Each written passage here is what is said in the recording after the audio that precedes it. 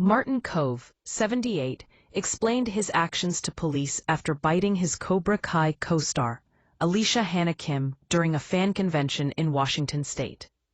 According to the body cam footage obtained by Fox News Digital, Kove told officers he was just playing when he bit Hannah Kim hard enough to leave visible marks.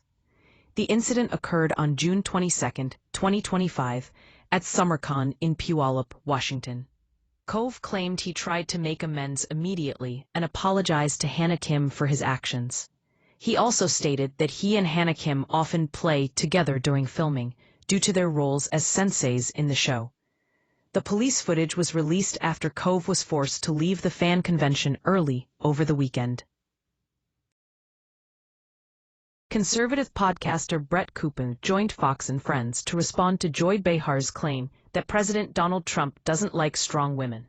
Cooper argued that the accusation is completely ridiculous, pointing out that Trump's administration is filled with intelligent and strong women, including First Lady Melania Trump. Behar suggested that Trump surrounds himself with women who stroke his ego and are obedient. But Cooper countered that it's not about their gender, but rather their personalities. This isn't the first time Trump's relationships with women have been scrutinized on The View, with billionaire Mark Cuban also taking aim last year. White House Press Secretary Caroline Leavitt called Cuban's comments insulting to the many women who work with and support the former president.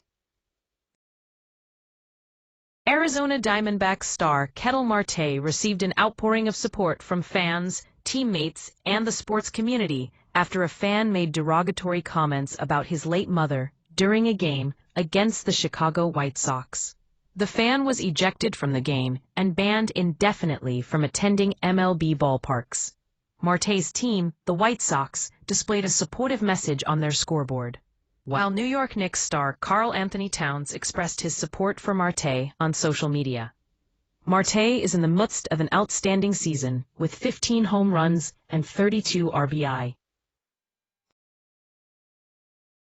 LSU Tigers pitcher Cade Anderson is celebrating his team's College World Series win as he prepares for the upcoming MLB draft. Anderson, who worked a shift at Raising Cane's on Wednesday, is in the conversation to be the top overall selection in next month's draft.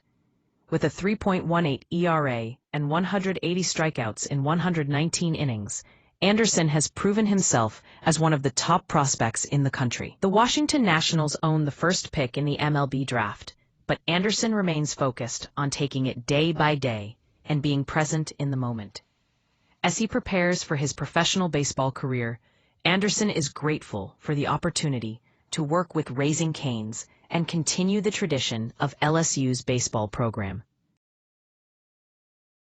Indiana Fever guard Caitlin Clark will miss her team's game against the Los Angeles Sparks due to a left groin injury, marking her second time this season being sidelined by an injury. Clark has struggled with shooting woes, going 1 for 23 from deep in her last 3 contests. She had previously missed 5 games with a calf injury and returned earlier this month. The Fever are currently 7-7, while the Sparks enter the contest at 4-11. A group of House Republicans is demanding details on how government agencies are addressing the growing threat of unauthorized drone incursions on U.S. military installations. In 2024 alone, there were 350 drone incursions at over 100 U.S. military bases. Lawmakers believe many of the responses to the illegal incursions have been insufficient and fragmented. The lawmakers frame their demands as part of a broader push for legislative reform and operational clarity in the face of escalating drone threats to national security. NBA Commissioner Adam Silver faced heckling from a fan during the NBA draft, who shouted, "Dallas was rigged," in reference to the team's controversial lottery win. The Dallas Mavericks had just 1.8% odds of securing the first overall pick, but won it anyway, sparking allegations of rigging. Cooper Flagg was selected by the Mavericks with the top pick on Wednesday night. Silver ignored the heckle and continued with the draft proceedings.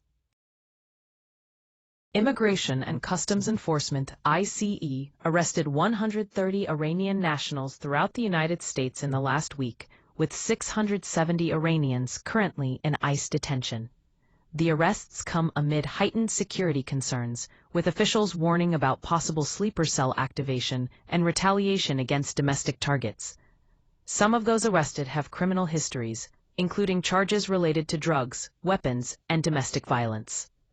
A recent Supreme Court ruling could lead to detainees being sent to third-party countries, even where diplomatic relations are limited.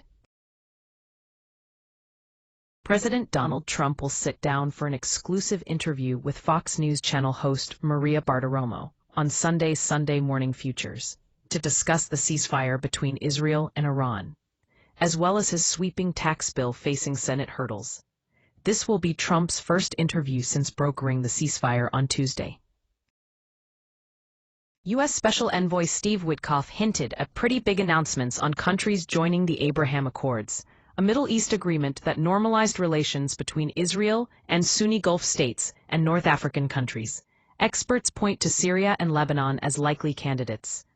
The expansion of the accords could happen within Trump's term, with some predicting it may occur in months.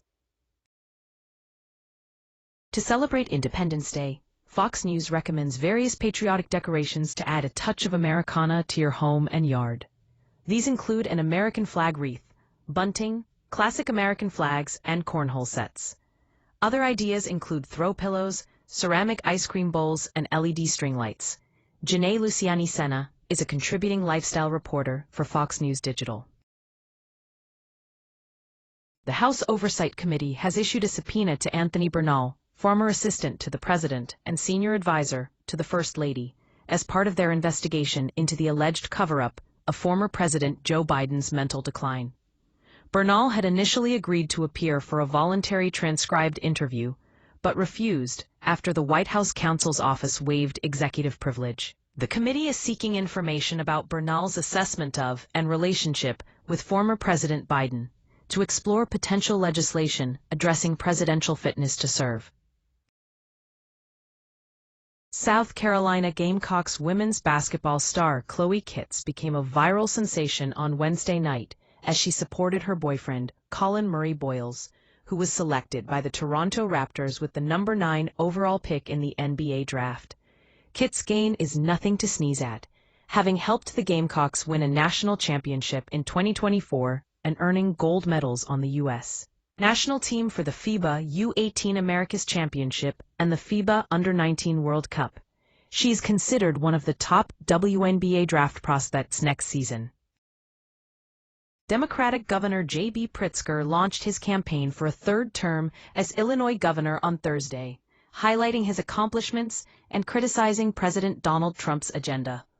Pritzker pointed to the president's tariffs as taxes on working families and argued that Trump's policies are hurting farmers and small businesses.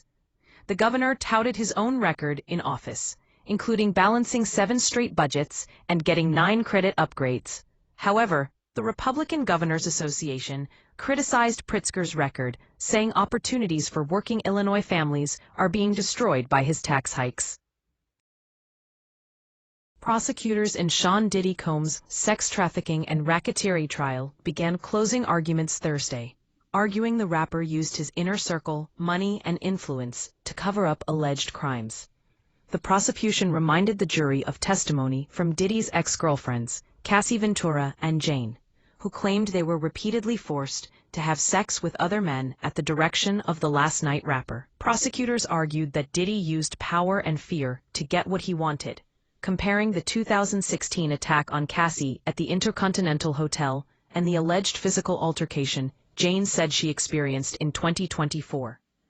The government streamlined the charges against Diddy for the jury in a letter filed Tuesday in court, removing instructions from the charge relating to attempted kidnapping, arson, and aiding and abetting sex trafficking. A Senate Republican, Kansas Senator Roger Marshall, is calling for the firing of the Senate Parliamentarian over her rulings on Medicaid provisions in President Donald Trump's big, beautiful bill. The Parliamentarian, Elizabeth McDonough, has been in office since 2012 and serves without term limits. Marshall argues that her rulings have gutted numerous changes to the widely used Medicaid program. including a harsher crackdown on provider rates and denying states Medicaid funding for having illegal immigrants on the benefit rolls. He plans to introduce a resolution on Thursday that would require the position to be term limited, citing a 2001 precedent when Majority Leader Trent Lott fired the Senate parliamentarian during reconciliation. Kilmar Abrego Garcia's lawyers filed an emergency motion Thursday asking a federal judge to order their client's return to Maryland and to block ICE officials from deporting him while his criminal case in Tennessee continues to play out. The motion comes after a federal magistrate judge in Tennessee ordered Abrego Garcia's release pending trial in his criminal case. Abrego Garcia was deported to El Salvador in March in what Trump officials called an administrative error, but he was eventually returned to the U.S. after months of delay and threats from a federal judge in Maryland to pursue potential contempt proceedings. His lawyers are now seeking to ensure that when Abrego Garcia is released from criminal custody, he returns to and remains in this district other than to travel to Tennessee as needed, until further order from this court.